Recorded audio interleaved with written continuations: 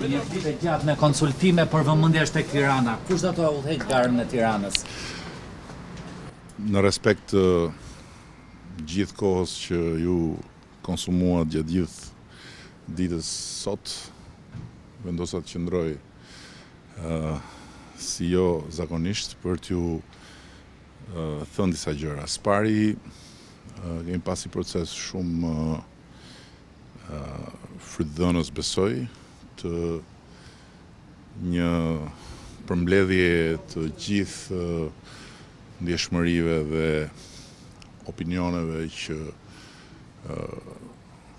çdo deputet ka sjell nga të gjitha territoret e vendit. Kemi konsultuar shumë emra, propozime, kemi dakordsuar për një pjesë të konsiderueshme të tyre. Kuptohet që vendimmarrja përfundimtare do t'i takoj, siç e kam thënë më parë, konsultimit me partnerët tanë,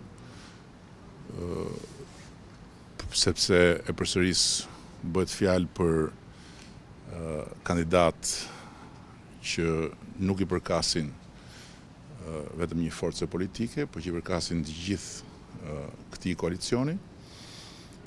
Dhe nga ana tjetër duhet të shfrytëzoj rastin për të bërë dhe një apel që e konsideroj të arsyeshëm, që në këtë koalicion ka ende hapësirë, ka ende vend për të tjerë zëra dhe të tjera përvoja, dhe këtu kam parasysh edhe frymën e re demokratike, që me shumë konsiderat do ta ftoja të konsideronte bashkimin në këtë rrugë, jo për të përputhur programet, por për të rritur spektrin e ideve dhe të alternativave për vendin. Kemi kryer një reformë historike, një reformë transformuese në mënyrë rrënjësore të mënyrës se si është i organizuar shteti ynë në nivelin më të parë të qeverisjes, që është qeverisja vendore, dhe besoj se në këtë fazë nuk ka asnjë problem, përkundrazi, është vetëm vlerë e shtuar që edhe kjo forcë politike të bëhet pjesë e këtij koalicioni të madh qytetarësh. Ndërsa për sa i përket pyetjes tuaj, duhet të nënvizoj se në ndërkohë, prej disa muajsh, ne jemi futur në një proces të thellë anketimi të opinionit publik. Kemi anketuar në mënyrë intensive grupmoshat, kemi anketuar në mënyrë intensive shtresat e ndryshme sociale, dhe padyshim edhe komunitetet, sidomos në bashkitë më të mëdha ku ka një kompleksitet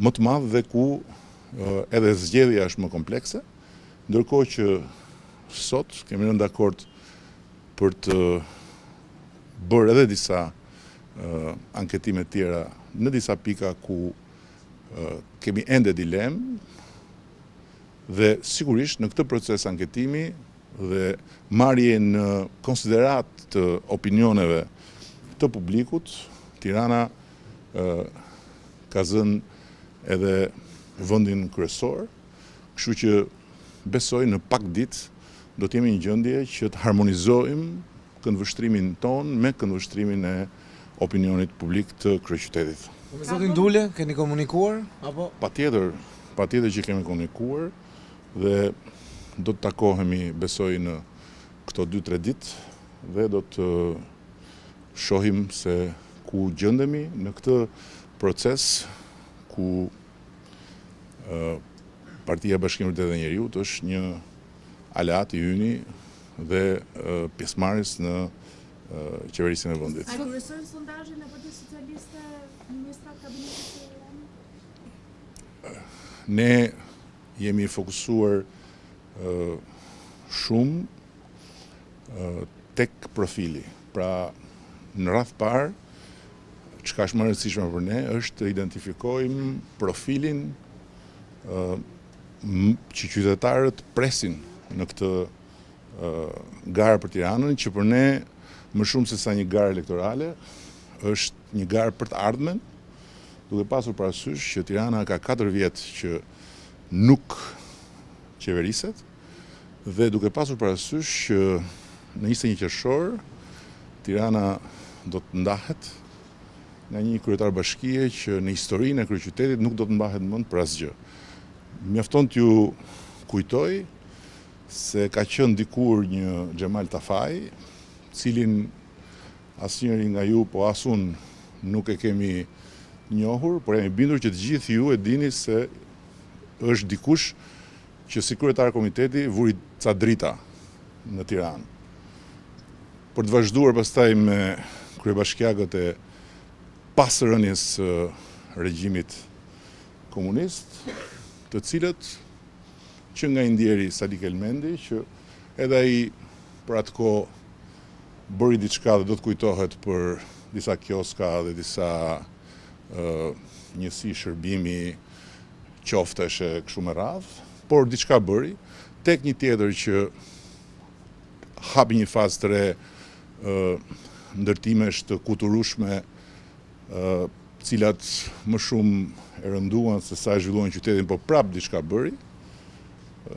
Pastaj tek pjesa tjetër ku unë isha kryetar bashkie, që nuk jam duke e komentuar këtu sot, ndërkohë që tek ky 4 vjeçar s'ka asgjë, qoftë edhe gabim.